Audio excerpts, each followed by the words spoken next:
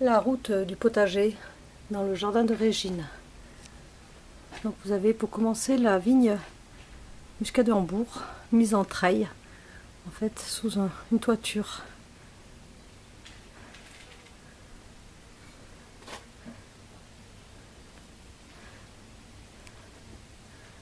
Petite cabane à oiseaux, faite maison évidemment.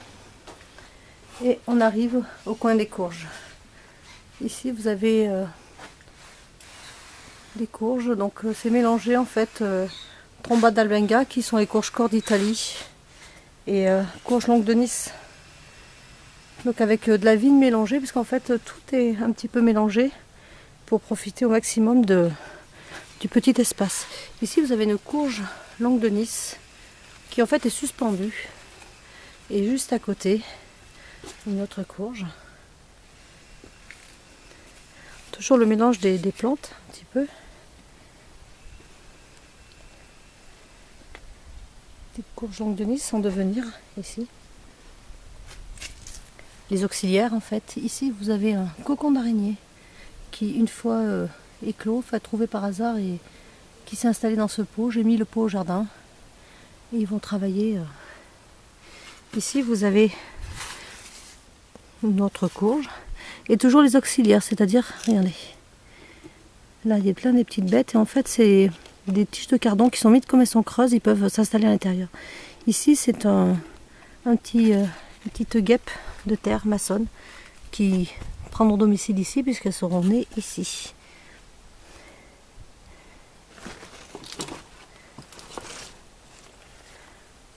Vous avez une courge qui s'est installée sur le bac à fraisier. Ici c'est le bac à fraisier qui en fait est un, je vais vous montrer, un petit potimarron au passage. C'est un bac acier en fait, qui est recouvert de bois un petit peu vieillissant.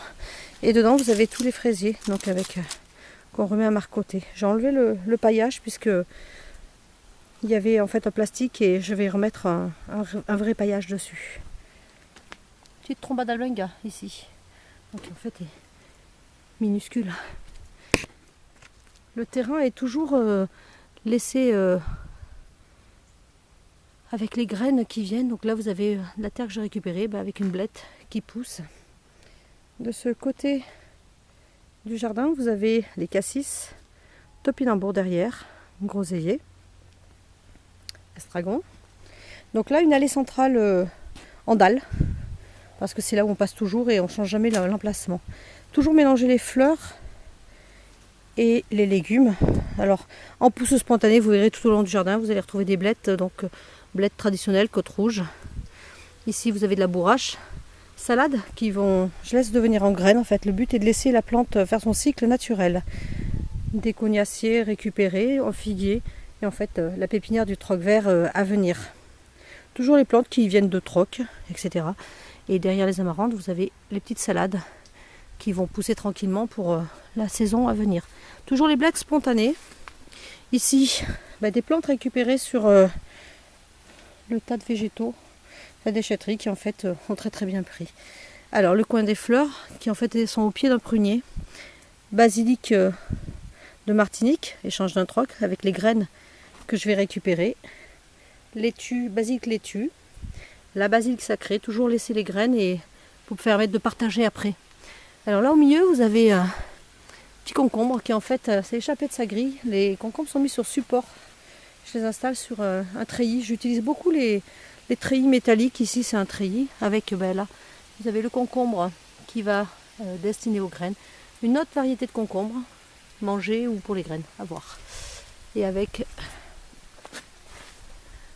le prunier qui a une trentaine d'années en fait, qui normalement était la fin du jardin et puis finalement on a un petit peu colonisé plus loin. Alors ici vous avez la consougue, toujours utile. Ça c'est un moulin en fait pour éloigner les tops quand il y a du vent et qu'il est d'aplomb, ça vibre et ça fait partir tous les petits nuisibles qui embêtent dans le jardin. Vous avez la tanésie au fond qui peut servir d'insecticide. Ici la serre qui en fait n'est autre que l'abri de chariot du supermarché. Donc là il n'y a pas grand chose dedans parce que l'été il y fait vraiment trop chaud. Alors vous avez toujours mon principe, là c'est un cardon qui est à la graine, on peut le voir, on va bientôt récolter. Et vous avez en fait mes tomates qui sont toujours rangées, mis en rangée par deux, avec un espace au centre.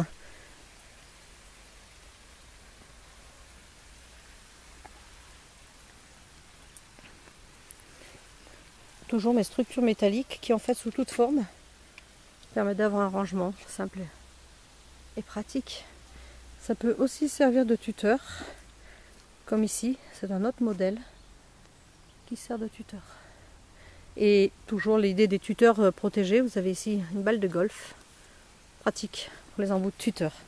Ici le coin des courgettes en entrée, et là vous avez l'allée centrale.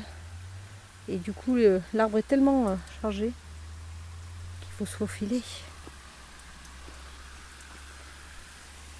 Donc je vais vous montrer la suite du jardin.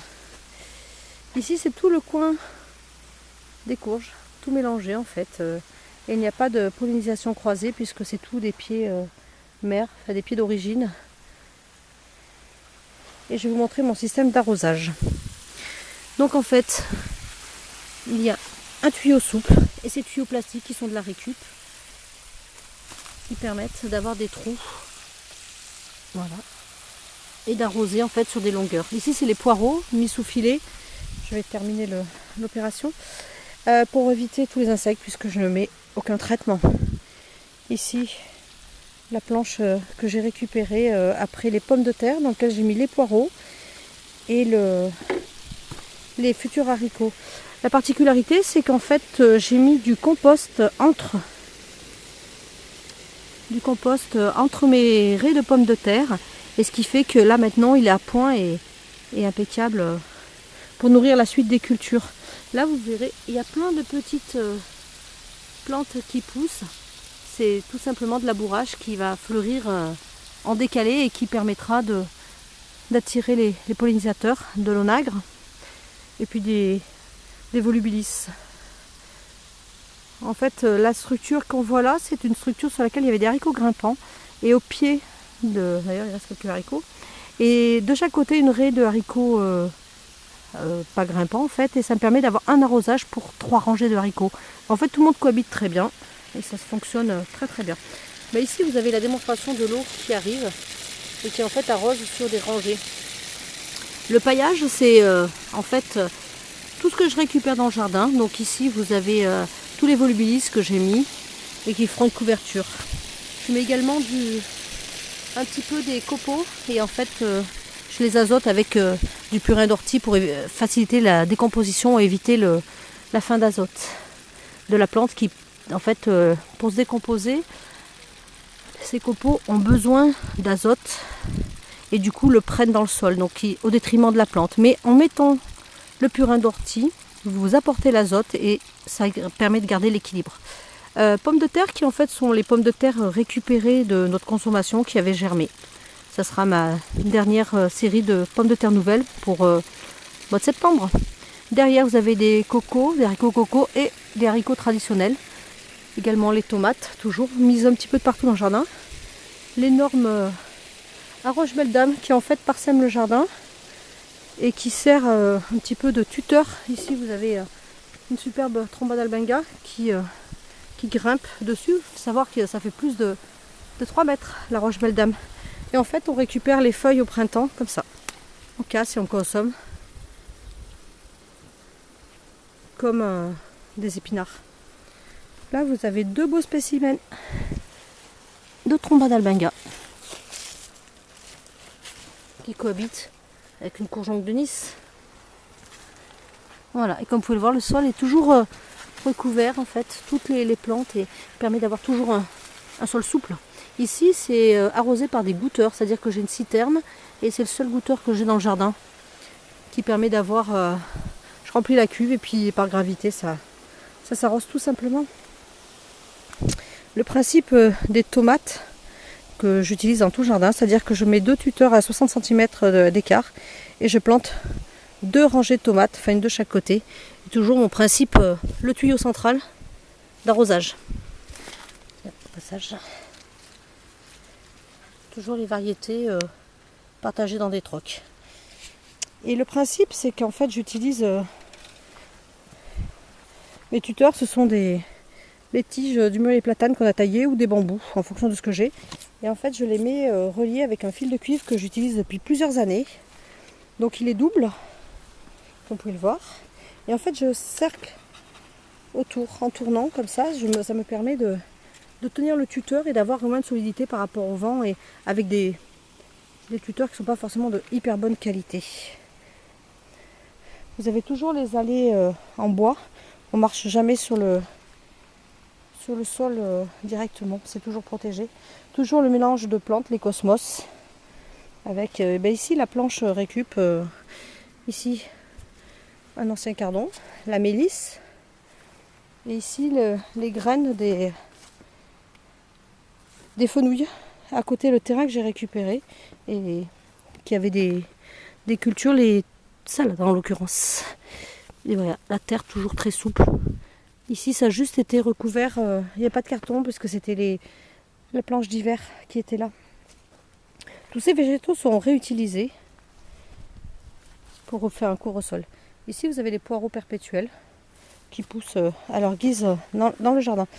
Ici toujours à la graine, ce qui fait que ça fait un mélange de persil, les graines de persil qui sont en fait à côté des plantes tomates qui sont arrivées après.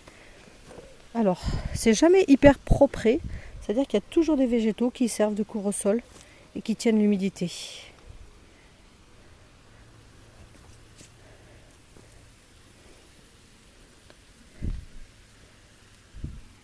Toujours les haricots. En arrière-plan, les Arroches Belle Dame, vous pouvez voir la taille qu'elles ont et ça fait des petites graines qui en fait à l'automne se ressèmeront tranquillement. En couvre-sol, toujours tout ce que je trouve en végétaux. Là, il y a des petits habitants là. Et toujours le gros paillage. Ici vous voyez le bout du tuyau qui permet de... Juste un tuyau chauffé pincé, c'est de savoir que c'est toujours de la récup, hein, avec l'eau qui arrive tranquillement et qui tasse pas le sol et qui coule tout doucement. Le cardon, voilà. Et ici, les poireaux. On voit un petit champignon là de décomposition. Voilà. Donc ici les futurs haricots. Voilà, je viens de faire le tour du jardin. Ça vous donne une idée de ce qu'on peut faire. Savoir qu'il y a une centaine de mètres carrés et pratiquement une centaine de plantes tomates. La seule concession, c'est à la culture achetée entre guillemets, c'est ces aubergines qui en fait sont des aubergines greffées qui permettent d'avoir, là j'ai 6 plants sur quelques mètres et une très très belle production. Un plant de tomate qui a poussé tout seul au milieu, donc en tuteur, et il n'y a pas de problème, en fait ça cohabite. Et s'ils ont poussé là, c'est qu'ils en avaient envie.